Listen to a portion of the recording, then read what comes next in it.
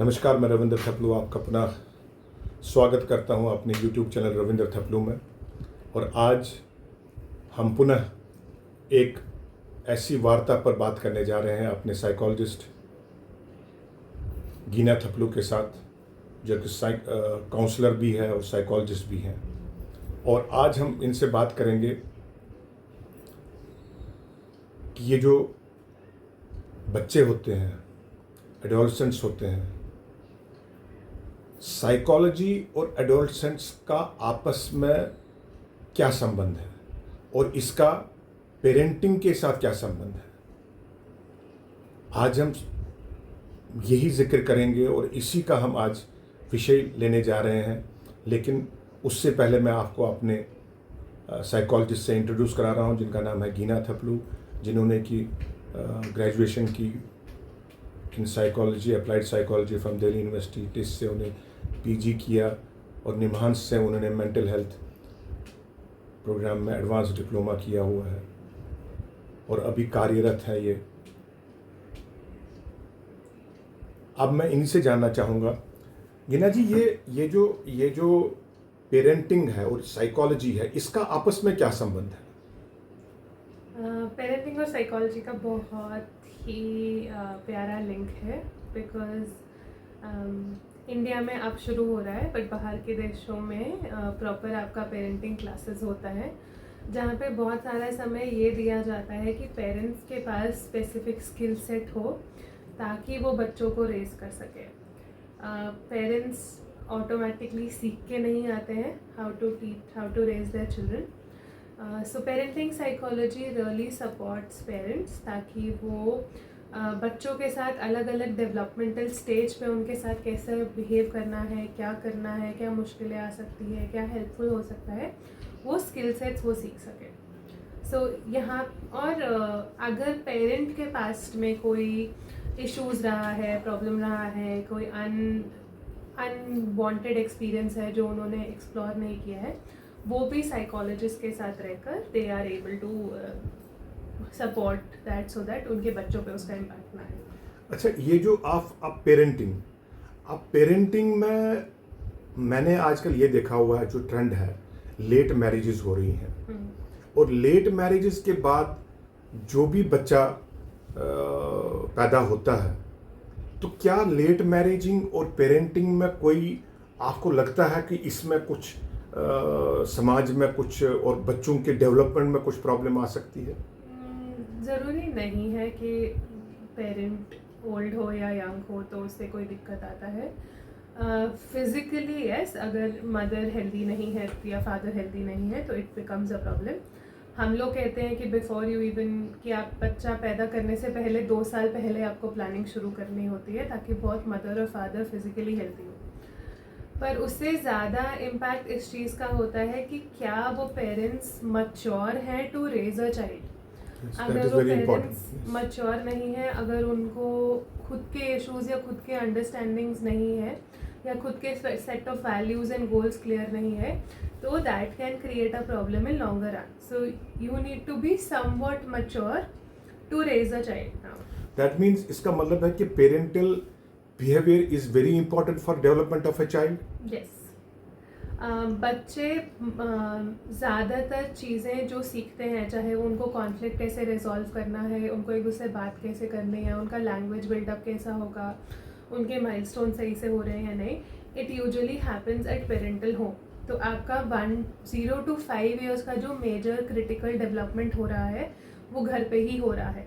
तो अगर वहाँ पे बहुत ज़्यादा कॉन्फ्लिक्ट है, वहाँ पे बहुत ज़्यादा निगलेक्ट है, चाहे वो इमोशनल निगलेक्ट है, फिजिकल निगलेक्ट है, अब्यूज़ है, वायलेंस है, वो बच्चे पे डायरेक्ट इम्पैक्ट करता है और बहुत देर तक इम्पैक्ट करता है।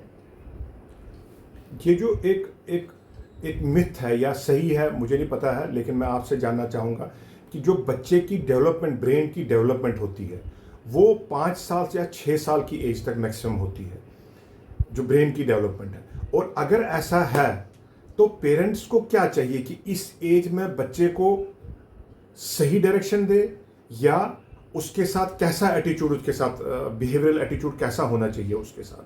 0 to 5 में हमारी brain specifically goes through something जिसको हम क्रिटिकल पीरियड्स कहते हैं।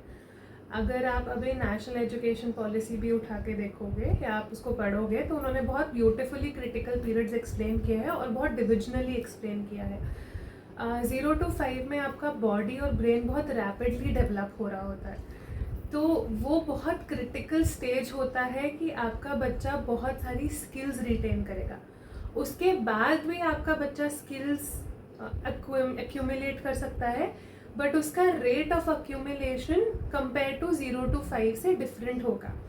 सो अगर मेरे बच्चे को कोई भी इश्यूज है, चाहे वो मूवमेंट में है, लैंग्वेज में है, डिलेड लैंग्वेज है, डिलेड स्पीच है, डिलेड मोटर डेवलपमेंट है, ऑटिज्म फीचर्स हैं, ADHD फीचर्स है, 0 to 5 हम क्रिटिकल ईयर्स कहते हैं, क्योंकि वहाँ पे जितना भी इंटरवेंशन पॉसिबल है बहुत इजीली बच्चा अडेप्ट और एक्यूमुलेट कर लेता है. 5 साल की एज के बाद वो स्टिल एक्यूमुलेट करेगा, बट थोड़ा सा डिफ़िकल्टी के साथ. जितना एज बढ़ेगा उतना difficulty to accumulate previous skills दिक्कत करेगा. It's quite simple. अगर आपके पास 0 to 5 साल में उसको 6 स्किल्स सीखनी है, तो उसको 6 से 10 साल की उम्र में भी 6 स्किल्स सीखनी है. तो वो यहाँ के भी 4 स्किल्स और अपने 10 स्किल्स सीख रहा है, तो उसको एक्स्ट्रा काम करना पड़ रहा है, तो उसको ज़्यादा टाइम लगेगा. तो अगर हम उसको इसी एज में वो 5-6 स्किल सिखा दें तो वो ज़्यादा बेनिफिट रहता है एज कम्पेयर टू आगे जाके उसको पिछली चीज़ें सिखाना. अब देखो, ये चीज़ तो क्लियर होगी मैडम जी कि आपने कहा कि हाँ 5 साल तक एक अच्छी डेवलपमेंट होती है बच्ची को, इसको टेम करना चाहिए हमें, इन सालों को हमें ग्रैब कर लेना चाहिए क्योंकि आगे बर्डन नहीं बढ़ेगा फिर. अब अगर बाय द वे किसी को इस एज में जो उसके पेरेंट्स हैं, पेरेंट्स उसके साथ नहीं है, माँ नहीं है उसके साथ, बाप नहीं है उसके साथ, और वो थोड़ा सा दूर रह रहे हैं उससे, तो उससे क्या इम्पैक्ट पड़ता है बच्चे को? डिपेंड करता है पेरेंट के पास केयर गिवर कौन है. बच्चे को ज़रूरी नहीं है मदर या फादर चाहिए. What child needs is consistent care giving. तो अगर बच्चे को कहीं पे भी इनकंसिस्टेंट केयर गिविंग मिल रहा है या उसको फील हो रहा है कि मुझे निगलेक्ट हो रहा है, मेरे को उतना अटेंशन नहीं मिल रहा है, मुझे उतना प्यार नहीं मिल रहा है, तो वो बच्चे के लिए दिक्कत देता है. तो अगर आप सिंगल फादर हो, सिंगल मदर हो, अगर आप बच्चे को कॉन्फ्लिक्ट में पुश कर रहे हो तो बच्चा कॉन्फ्लिक्ट में पुश होगा. But if on the contrary आप बच्चे को एक स्टेबल, सिक्योर, को पेरेंटिंग एनवायरनमेंट दे रहे हो, तो बच्चा will have more healthier approach towards life. That is the only thing. हमारे में ज़्यादा ज़रूरी होता है कि केयर गिवर कौन है और वो कैसे अप्रोच कर रहा है बच्चे की केयर, बच्चे का रेयरिंग, रादर देन मदर है या फादर है. दैट मीन्स कि उसका, हिंदी में हम कहेंगे उसकी संगत किसके साथ है, हाँ. कितने लोगों के साथ वो संगत रखता है, दैट इज़ वेरी इंपॉर्टेंट, और वो संगत कितनी अच्छी है.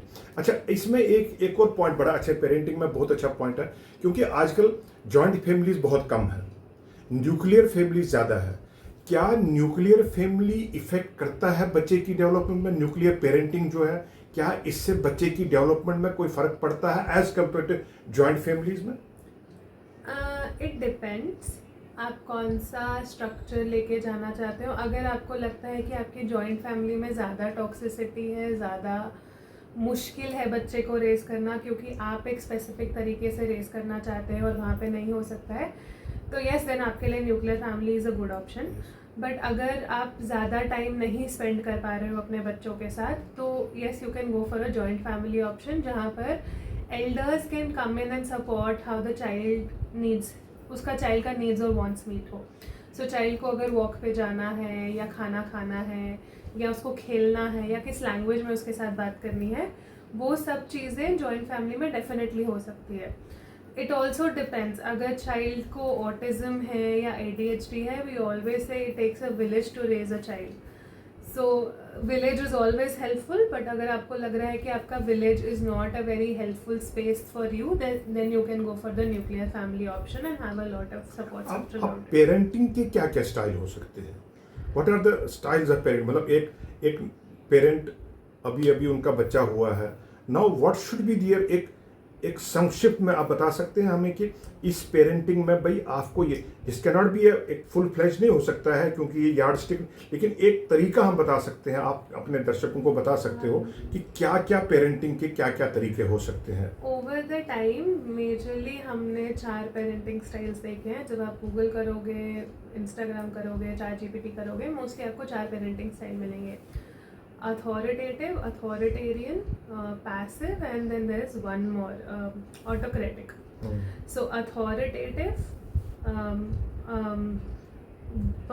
हाँ, सो पहले होते हैं अथॉरिटेटिव। उनका मेजर लॉजिक ये होता है कि मैंने रूल सेट किया है और मेरे हिसाब से ही चीजें होंगी। मतलब पेरेंट ने अथॉरिटी में पेरेंट ने रूल सेट किया है, वैसे ही चलेगा सब हाँ, कुछ। पेरेंट ने जो सेट किया, पेरेंट ने जो बोला, तो नीड्स और वांट्स और demands is set by parent and is suppose to be followed by the child. Child का कोई रोल नहीं होता है इसमें। यहाँ पे बच्चों के साथ थोड़ा दिक्कत इसलिए आता है because children are more rule following than curious और एक्सप्लोरेटिवली। बच्चों को ज़्यादा फियर कॉन्शियस होता है, मोर रिलेटेड टू एंग्जाइटी होते हैं अगर पेरेंट्स खाली यही पैटर्न फॉलो करेंगे। हमारे पास दूसरा होता है which is called authoritative, sorry authoritarian is done, authoritative आएगा। हाँ, अथॉरिटेरियन हाई एंड डिमांड्स होते हैं पेरेंट, बट वो इमोशनली भी उतना ही प्रोवाइड करते हैं। Can I have this?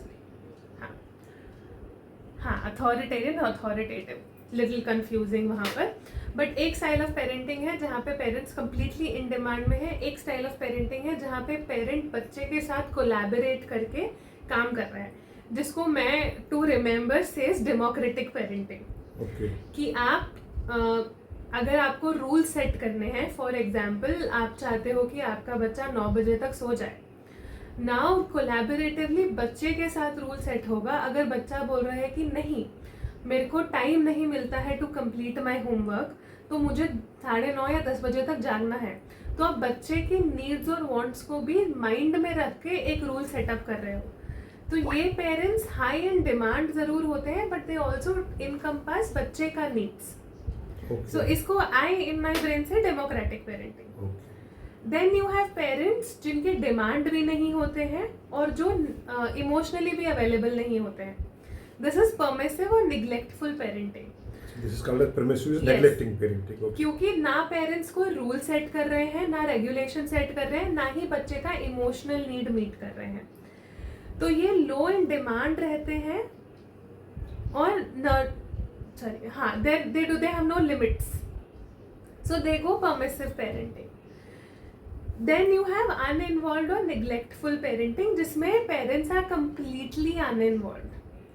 They do not care about the child's well-being, जहाँ पे borderline emotional abuse या neglect abuse में चला जाता है। बट यहाँ पे बच्चे की नीड्स, वांट्स, डिज़ायर्स, मेरी needs, wants and desire towards the child, rules, regulations कुछ भी मैटर नहीं करता है। The parent would not know कि बच्चे ने खाना खाया है, नहीं खाया है, सोया है, नहीं सोया है, उसको क्या पसंद है, क्या नहीं पसंद है। That goes as uninvolved parenting. Permissive parenting में पेरेंट इमोशनली इन्वॉल्व होगा बट कोई रूल्स नहीं सेट होंगे।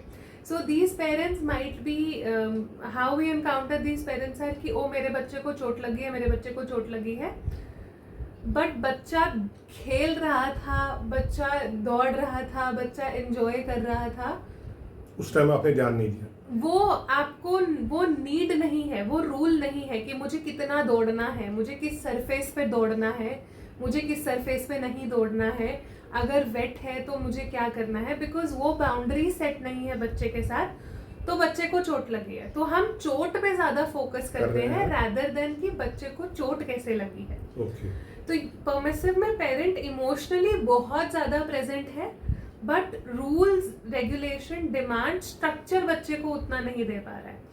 नाउ ऐसा नहीं है कि एक पेरेंटिंग दूसरे पेरेंटिंग से बेटर है। Obviously uninvolved is not a good parenting style because then it goes to an abuse case. But आप शिफ्ट कर सकते हो between authoritative, authoritarian, permissive parenting based on आपके बच्चे का नीड क्या है उस टाइम पे। There can be a time that your child has done something which is extremely unresolved. For example, your child is yelling at you or your child is bringing chappal into the घर और आपके लिए वो no rule है, तो वहाँ पे आप अथॉरिटेटिव हो जाओगे कि नहीं यही रूल है, यही फॉलो करना है। बट अगर आपके बच्चे का इमोशनल डिमांड है, जैसे वो बोल रहा है कि मुझे स्कूल नहीं जाना है, मे बी बच्चा बुली हो रहा है, मे बी बच्चे को नहीं पसंद है वो स्कूल, मे बी बच्चे के साथ बैकग्राउंड में बहुत सारी चीज़ें हो रही है, बट उनको समझने की जगह अगर मैं स्टिल बच्चे को बोल रही हूँ कि नहीं तुम्हें स्कूल जाना है क्योंकि स्कूल जाना नियम है, देन वहाँ पे वो पेरेंटिंग स्टाइल गलत हो जाएगा। क्योंकि देन बच्चे को लगेगा कि मेरी इमोशनली कोई मेरे को सुन नहीं रहा है, रादर देन। एंड इसका तीसरा केस ये है, हर दिन बच्चा मेरे को बोल रहा है मेरे को स्कूल नहीं जाना है, मेरे को स्कूल नहीं जाना है, और मैं हर दिन बच्चे को घर पे रख रही हूँ विदाउट गेटिंग इन्वॉल्व कि बच्चे के साथ क्या हो रहा है, without setting the rule to the child कि नहीं स्कूल जाना भी ज़रूरी है, स्कूल आपको जाना, चाहे ये स्कूल नहीं किसी और स्कूल, आपको स्कूल जाना पड़ेगा। तो वो पेरेंटिंग स्टाइल भी यहाँ पे गलत हो जाएगा। इस टाइम हम बात कर रहे हैं गीना थपलू, जो कि एक साइकोलॉजिस्ट है, काउंसलर है, और आज का विषय जो हमने चुना है पेरेंटिंग और साइकोलॉजिस्ट, जो आजकल बहुत ज़रूरी है बच्चों के लिए।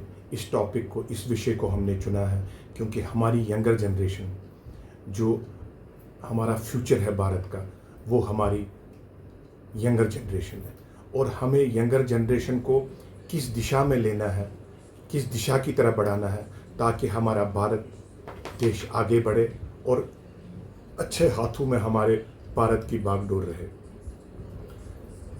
ये विषय एक बहुत बड़ा विषय है। पेरेंटिंग, माता पिता, हमारे सनातन धर्म में, हर एक धर्म में माता पिता का बहुत बड़ा रोल होता है। लेकिन अगर माता पिता को भी कुछ चीज़ें पता ना हो तो मेरा अनुरोध उनसे है कि आप ज़रूरी किसी साइकोलॉजिस्ट के पास जाइए, अपनी काउंसलिंग कीजिए, बच्चे की काउंसलिंग कराइए, ताकि उससे ये होगा कि जो हमारा बच्चा किसी भी दिशा में अगर गलत जा रहा हो, यंगर एज में ही, जैसे कहते हैं कैच देम यंग, अगर किसी खिलाड़ी को भी अच्छा बनना है तो उसको भी लड़कपन में ही सब कुछ सिखाया जाता है। वही विषय आज गीना जी ने भी कहा कि हमें पेरेंट्स को भी अपने आप में चेंजेस लाने पड़ेंगे ताकि बच्चा एक अच्छी दिशा की तरफ चला जाए। हाँ, जैसे इन्होंने कहा अथॉरिटेरियन नहीं होना है, हमें कुछ चीज़ें अपने आप में भी बदलनी पड़ेंगी। जैसे मैडम ने कहा कि अगर मैं 10 बजे सोता हूँ तो मेरा बच्चा भी 10 बजे सो जाए। ऐसा ना हो कि मैं 9 बजे सो जाऊँ तो मैं अपने बच्चे को कहता हूँ तो नहीं 7 बजे ही सो जाए। सो एक एग्ज़ाम्पल सेट करनी पड़ेगी पेरेंट्स को, सो दैट मैं एक एग्ज़ाम्पल से आपको ये इससे बात में समझाता हूँ कि कहीं पर एक 2 भाई थे और दोनों भाई जब किसी मार्ग में मिले, किसी जगह पर मिले, तो एक उनमें से भाई शराबी हो गया था, एक शराब बहुत ज़्यादा पीता था, लेकिन एक बहुत अच्छी पोजीशन IAS अफसर या कोई भी ब्यूरोक्रेट बन गया था। तो जो शराबी बन गया तो उसको किसी ने पूछा कि तू शराबी कैसे बन गया, तूने शराब की लत कैसे तेरे को लगी? उसने कहा जी क्योंकि मेरा बाप शराब पीता था इसलिए मुझे उसकी आदत लग गई। तो उसके दूसरे भाई को पूछा गया भाई तू कैसे एक अच्छा ऑफिसर बन गया? उसने ये कहा क्योंकि मेरा बाप शराबी था लेकिन मैंने उसकी जो गलतियां थी उनको सुधारने की कोशिश की, उनको अपने में लाने की कोशिश नहीं की, इसीलिए मैं अच्छा आदमी बन गया।